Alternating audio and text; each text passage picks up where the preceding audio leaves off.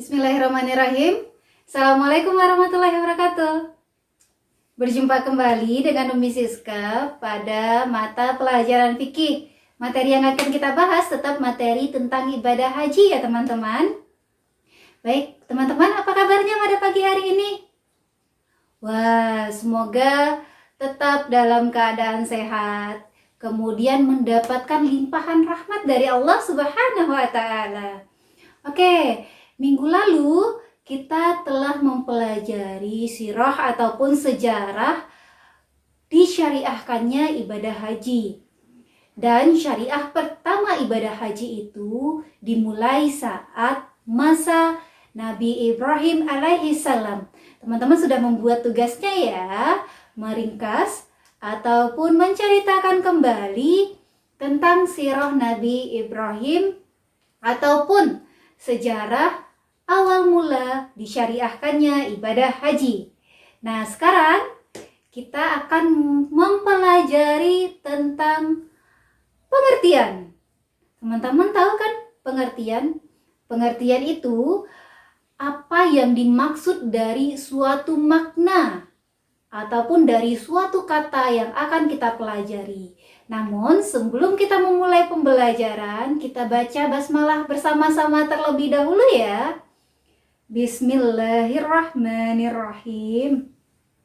Semoga apa yang kita pelajari pada hari ini mendapatkan ridho dari Allah dan diberikan rahmat sehingga kita bisa menyerap seluruh ilmu pengetahuannya untuk bekal kita, bukan hanya sekarang tapi hingga masa yang akan datang. Baiklah teman-teman, pokok ataupun poin pertama yang akan kita pelajari pada hari ini adalah pengertian ibadah haji. Nah teman-teman, haji itu menurut bahasa berasal dari bahasa Arab, artinya hajjah, yang berarti ziarah ataupun mengunjungi, atau bisa juga diartikan dengan menuju atau menyengajakan pergi kepada suatu tempat. Itu secara bahasa. Jadi secara bahasa haji berasal dari bahasa Arab yang artinya hajjah, yaitu ziarah, boleh juga mengunjungi, boleh juga menuju, boleh juga menyengaja untuk pergi ke suatu tempat.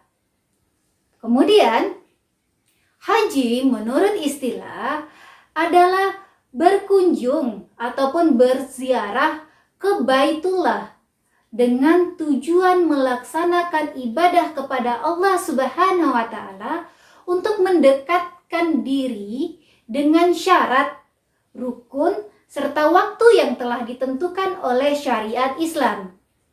Jadi ada beberapa poin di sini ketika kita mempelajari pengertian haji dari segi istilah. Jadi dari segi istilah, haji itu berkunjung ataupun berziarah ke Baitullah. Ingat poin pertamanya, berkunjung ataupun berziarah ke Baitullah. Poin keduanya, dengan tujuan melaksanakan ibadah kepada Allah Subhanahu wa Ta'ala. Lalu poin yang ketiga, untuk mendekatkan diri dengan syarat waktu dan juga rukun yang telah ditentukan oleh syariat Islam. Berarti ada 3 poin ketika kita ingin memahami pengertian haji secara istilah. Pertama, haji itu adalah berkunjung ataupun berziarah ke Baitullah. Kedua, dengan tujuan melaksanakan ibadah kepada Allah Subhanahu wa Ta'ala. Ketiga, untuk mendekatkan diri dengan syarat, rukun, dan waktu yang telah ditentukan oleh syariat Islam. Baik, kita ulang lagi ya dari yang awal. Haji dari segi bahasa berasal dari bahasa Arab, yaitu hajjah, yang artinya ya berziarah, mengunjungi, menuju, atau menyengaja untuk pergi ke suatu tempat. Kalau dari segi istilah, haji adalah berkunjung ataupun berziarah ke Baitullah dengan tujuan melaksanakan ibadah kepada Allah Subhanahu wa Ta'ala untuk mendekatkan diri dengan syarat, rukun, dan waktu yang telah ditentukan oleh syariat Islam. Nah, teman-teman, sekarang kita akan coba mempelajari dalil ataupun dasar hukum pelaksanaan haji. Nah, ada dua dalilnya di sini. Yang pertama, yang bersumberkan dari Al-Quran. Yang kedua, yang bersumberkan dari hadis Rasulullah Sallallahu Alaihi Wasallam. Kita bahas yang pertama. Dalil yang pertama yaitu yang bersumberkan dari Al-Quran. Jadi teman-teman cukup mengingat pada tahap ini di bangku kelas 5 SD ataupun di bangku kelas 5 MI, teman-teman cukup mengingat maknanya saja, tidak perlu hafal secara keseluruhan. Oke, yang pertama dalilnya bersumber dari Al-Quran, yaitu surah Ali Imran ayat ke-97. Umi Siska ulangi ya, surah Ali Imran ayat 97. Arti dari surah Ali Imran ini adalah di sana terdapat tanda-tanda yang jelas. Di antaranya makam Ibrahim. Barang siapa memasukinya ataupun memasuki Baitullah, amanlah dia. Dan di antara kewajiban manusia terhadap Allah Subhanahu wa Ta'ala adalah melaksanakan ibadah haji ke Baitullah, yaitu bagi orang-orang yang mampu untuk mengadakan perjalanan ke sana. Barang siapa yang mengingkari kewajiban untuk berhaji, maka ketahuilah bahwa Allah Subhanahu wa Ta'ala Maha Kaya, tidak memerlukan sesuatu dari seluruh alam. Berarti itu bunyi dalil yang mewajibkan bagi kita yang mampu, baik dari segi fisik ataupun dari segi perekonomian, untuk melaksanakan ibadah haji tergolong wajib.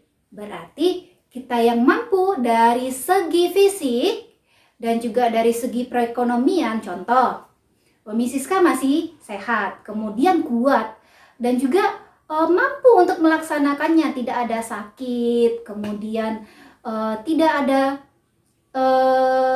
kekurangan fisik untuk melaksanakannya. Dan juga Umi Siska memiliki rezeki yang dititipkan Allah berupa uang untuk pergi haji, maka wajiblah bagi Umi Siska untuk melaksanakan haji. Namun, saat seorang itu belum memiliki kesempatan baik dari segi perekonomian atau dia belum memiliki uang nih untuk pergi haji, maka belum ada syariat wajib haji bagi dia.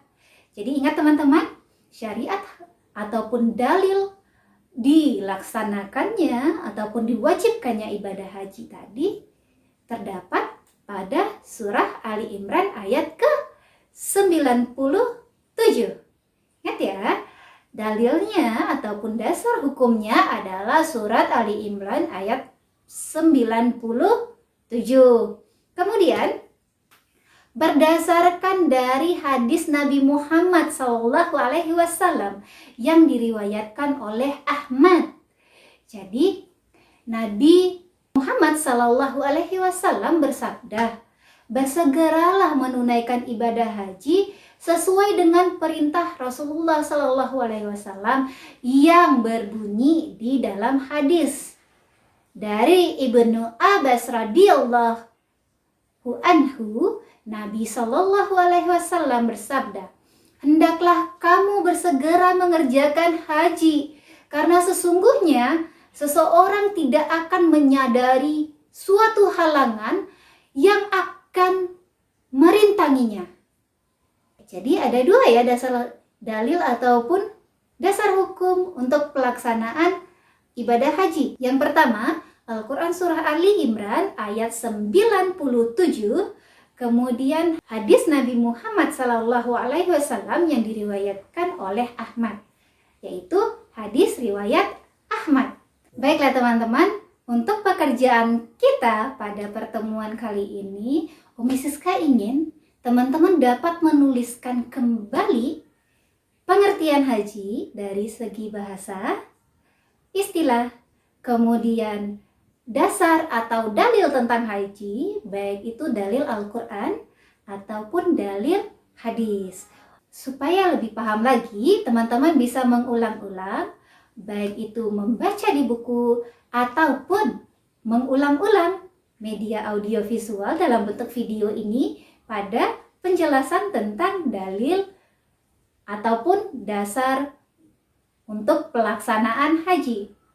Oke, ingat ya, tugas teman-teman di rumah adalah menuliskan kembali pengertian haji dari segi bahasa, kemudian dari segi istilah, lalu dalil ataupun dasar diperbolehkannya ataupun pelaksanaan dari ibadah haji. Ada dua tadi ya.